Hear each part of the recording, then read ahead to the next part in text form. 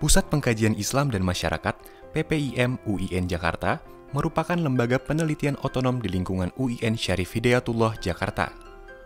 Lembaga ini didirikan pada 1 April 1995 untuk mengajak sejumlah sarjana dari berbagai macam disiplin ilmu dan latar belakang untuk mengadakan kegiatan penelitian, pengkajian, pelatihan, dan penyebaran informasi khususnya tentang Islam Indonesia dan Islam Asia Tenggara pada umumnya. Berlokasi di Gedung Kampus 2 UIN Jakarta, Kota Tangerang Selatan, pada tahun 2021 PPIM memiliki 6 program. Di antaranya, Studia Islamika, Thesaurus Manuskrip, Knowledge Sector Initiative, Convey Indonesia, DreamSea, dan Merit Indonesia. Misi PPIM sendiri yaitu melakukan kajian-kajian strategis tentang kehidupan dan pendidikan keagamaan untuk mempengaruhi kebijakan dan perubahan masyarakat. Mengembangkan PPIM UIN Jakarta sebagai lembaga riset berbasis kampus yang unggul, mandiri, dan terpercaya. Membangun jaringan kerja dengan berbagai pihak untuk mengadvokasi hasil-hasil kajian. Memperkuat kapasitas riset diantaranya peneliti, metodologi, produk-produk pengetahuan, manajemen riset, dan pengelolaan pengetahuan. Serta mengembangkan dan menyebarluaskan kekayaan tradisi Islam di Indonesia di berbagai tingkatan untuk kehidupan dan kemanusiaan. PPIM itu didirikan untuk menjembatani perbedaan atau kekurangan informasi yang berkaitan dengan kajian-kajian Islam di Indonesia secara khusus dan kajian-kajian Islam di Asia Tenggara. Selama ini sangat sedikit sekali kajian-kajian berkaitan dengan Islam di daerah periferal, kita sebut daerah pinggiran. Nah, PPIM memberikan banyak informasi-informasi tentang apa sesungguhnya kajian-kajian Islam yang berkembang di tanah air di Indonesia. Selama ini PPIM melakukan beberapa penelitian berkaitan dengan isu-isu sosial yang itu kaitannya dengan masyarakat Muslim di Indonesia. Jadi kita melakukan penelitian dan riset-riset strategis yang berkaitan dengan misalnya Islam dan demokrasi, Islam dan isu-isu gender, Islam dan lingkungan, dan juga isu-isu konsolidasi yang berkaitan dengan demokrasi di Indonesia. Beberapa tahun terakhir ini PPIM bekerjasama dengan beberapa lembaga internasional juga terlibat aktif dalam diseminasi toleransi di kalangan para pemuda di Indonesia. Didukung oleh Dewan Penasehat, diantaranya Dewan Manajemen yang terdiri dari dan tenaga peneliti ahli, diantaranya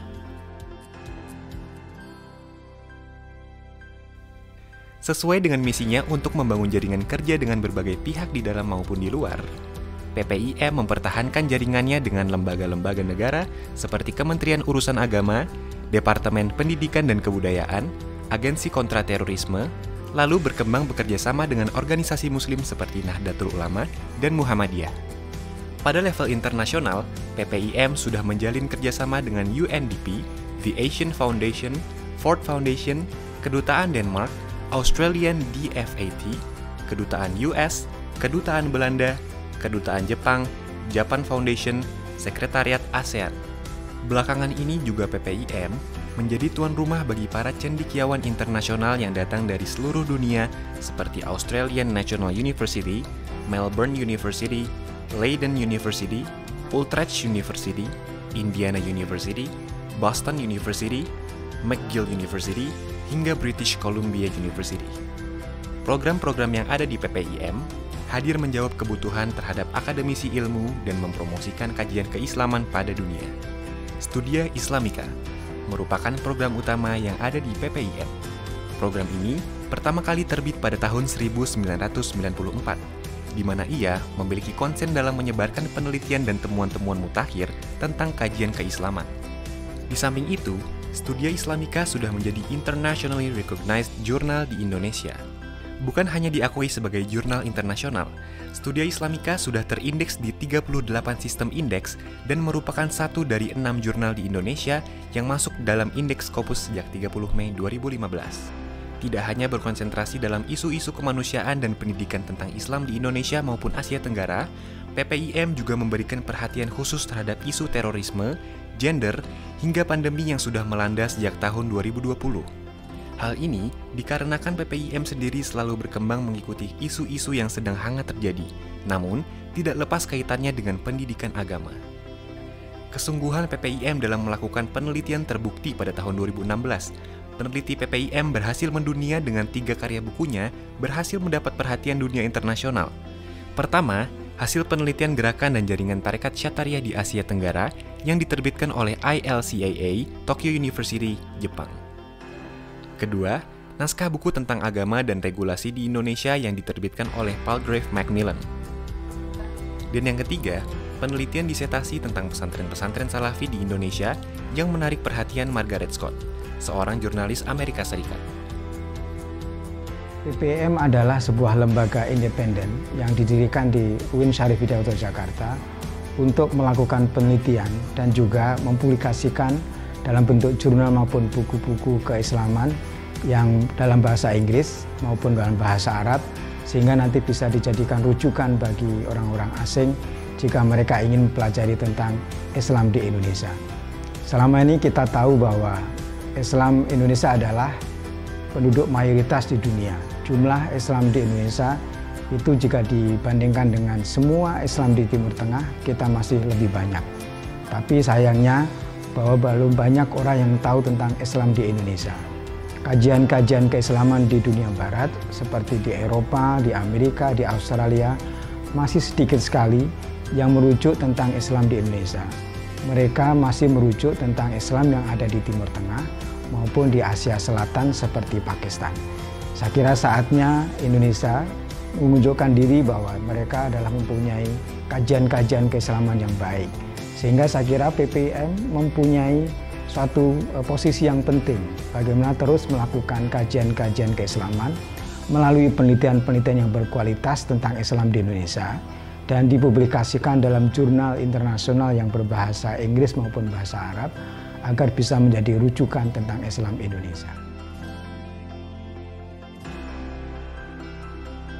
Kegiatan yang sedang dan pernah dijalankan oleh PPIM. Thesaurus Manuskrip, yang menjadi database yang menghimpun data-data hasil penelitian terhadap manuskrip keislaman di Indonesia.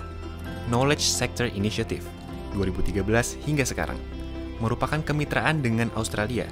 Program ini bertujuan untuk mendukung dan mengadvokasi lembaga penelitian untuk menyebarluaskan temuan penelitiannya kepada pemerintah. Convey Indonesia, sebagai proyek yang dirancang untuk mengidentifikasi dan mengatasi faktor-faktor mendasar yang mendorong pertumbuhan ekstremisme kekerasan dalam pendidikan agama. Proyek yang dilakukan sejak tahun 2016 hingga sekarang ini mendapat pengawasan ketat dari UNDP.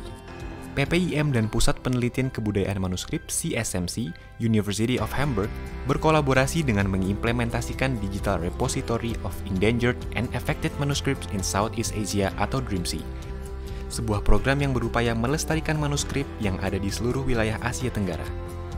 Program ini berlangsung selama 5 tahun, sejak 2017 hingga 2022. Lalu ada Merit Indonesia, yang berfokus pada isu-isu terkait keberagaman baik di media lama maupun media baru. Pada program inilah, PPIM menjalin kerjasama dengan Kedutaan Besar Kerajaan Belanda di Jakarta. Saat ini, PPIM UIN Jakarta sudah menghasilkan beberapa karya buku dan hasil penelitian, di antaranya Gen Z, Kegaulan Identitas Agama, Politik Global dan Hak-Hak Perempuan, Potret Guru Agama, Intoleransi Pendidikan Agama Islam, Agama Publik dan Private, Suara Salafisme, Memahami Terorisme, Masyarakat Cina, Menteri-Menteri Agama RI, Radikalisme Agama, dan beberapa lainnya. Ya, harapan kami semoga ke depan PPIM semakin menjadi jendela informasi dan pengetahuan bagi studi-studi yang berkaitan dengan Islam di Indonesia secara khusus dan Islam di Asia Tenggara secara umum. Karena itu kita berharap sekali bahwa nantinya PPIM dengan kerja-kerja keras yang kita lakukan, dengan penelitian-penelitian yang kita lakukan menjadi sebuah lembaga yang kredibel secara akademik dengan reputasi yang sangat baik. Saya pikir itu. Assalamualaikum warahmatullahi wabarakatuh.